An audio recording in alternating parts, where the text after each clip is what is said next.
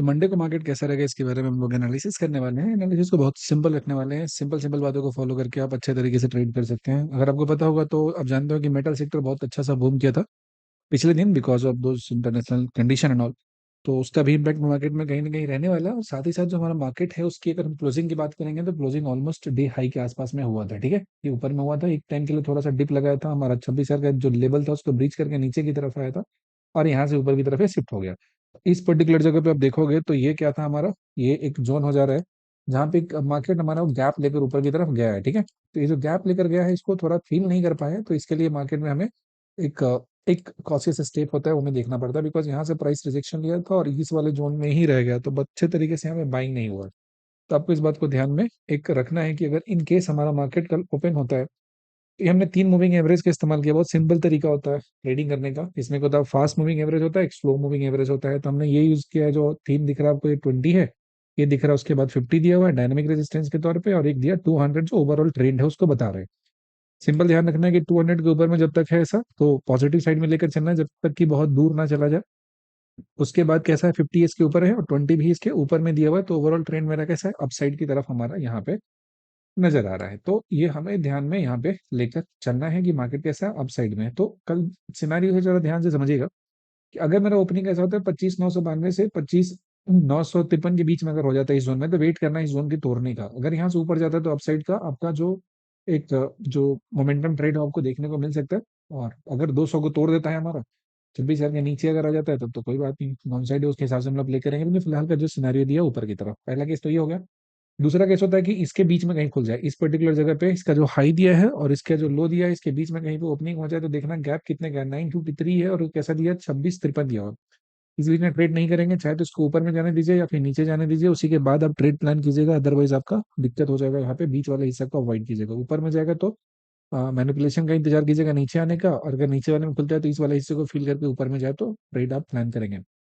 अगर इस वाले जोन को अगर तोड़ देता है नीचे की तरफ आ जाता है तो 20 पीरियड मूविंग एवरेज के नीचे जब तक रहेगा आपको उसी हिसाब से राइड करते जाना है। और यहाँ तक हमारा डाउन साइड में एक टारगेट बन सकता है जिसके चांसेस कम है, बिकॉज मार्केट अभी अच्छा खासा अपसाइड में पॉजिटिव डायरेक्शन में हमारा मोमेंटम है दिखा रहा है।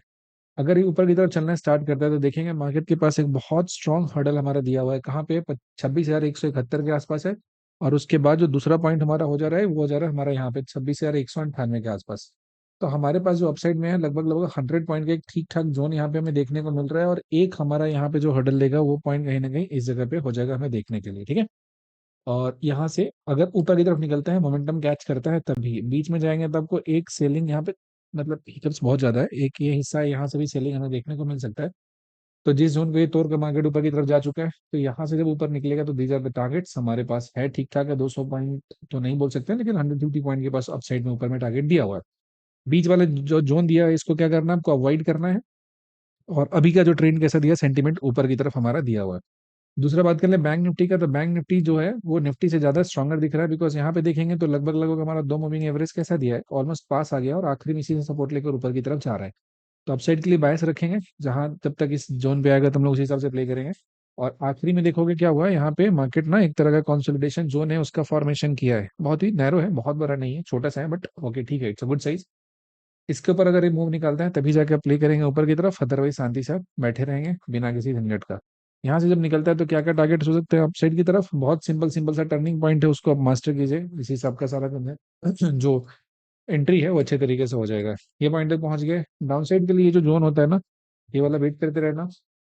अगर इसके नीचे आ जाता है और 200 को तोड़ देता है, ये दोनों लाइन अगर नीचे आ जाता है, then you plan for the downside. Simple, बहुत ही इजी तरीका है, कोई भी इंसान इसको एग्जीक्यूट कर सकता है। मूविंग एवरेज कौन सा लगाया हमने, 200 लगाया, 50 लगाया और 20 लगाया। ठीक है, फिर यहाँ से आ जाओगे तो डाउन साइड में हमारा एक टारगेट यहाँ पे इस पर्टिकुलर जगह तक ये देखने को मिल सकता है। तो ये हमारा बैंक निफ्टी का कहानी हो जा रहा है, जहाँ पे आप इस तरीके से आप ट्रेडर्स को प्लान कर सकते हैं। यहाँ पे ये जो जोन होता है 316 से लेकर 432 तक का, इस जोन में ट्रेडिंग को क्या करना है, आपको अवॉइड करना है। नेक्स्ट अगर सेंसेक्स की बात करेंगे तो सेंसेक्स भी क्या हो रहा है, ओवरऑल कैसा है, अप ट्रेंड में हमारा मार्केट चल रहा है। यहाँ पे डिप लिया था, नीचे की तरफ आया था, 20 EMA को तोड़ा था, उसके बाद 50 के ऊपर से रिजेक्शन ले लिया, फिलहाल दोनों के ऊपर सस्टेन कर रहा है। तो आपको ध्यान में बात रखना है कि इस वाले जोन को ये तोड़ के ऊपर की तरफ निकले जैसे मोमेंटम कैच करेगा और तब जाके अपसाइड का जो मूव है आप उसको प्लान कर सकते हैं। ये पहला टारगेट ही हो जाएगा, दूसरा टारगेट यहाँ तक हमें देखने को मिल सकता है 744 तक। तो ठीक है, 300-400 पॉइंट के आसपास है। दूसरा है कि अगर कंसोलिडेशन जोन इसका दिया हुआ है, इस जोन को अगर तोड़ के नीचे की तरफ ये आता है, इस वाले हिस्से को ब्रीच करता है, तो डाउन साइड में आपका यहाँ तक टारगेट आ जाएगा, और उस बीच में हम देखेंगे कि सारा का सारा जो मूविंग एवरेज है कैसा होगा, कंप्रेस हो जाएगा, नैरो जोन में आ जाएगा, तो यहीं तक इसमें डाउन साइड जा सकता है। अगर मान लो कि खुला ही इसी पर्टिकुलर जगह पे तोड़ दिया और नीचे चलना स्टार्ट कर दिया, तो ऑब्वियसली बात है मूविंग एवरेज भी धीरे धीरे क्या करेगा, नीचे की तरफ ये बेंड कर जाएगा। तो ये पॉइंट यहाँ तक पहुंचे आप, and second thing is here. उसके बाद अगला जब पहुंचेंगे तो ये पॉइंट हमारा डाउन साइड में टारगेट्स है, यहाँ पे हमें देखने को मिल जाएगा।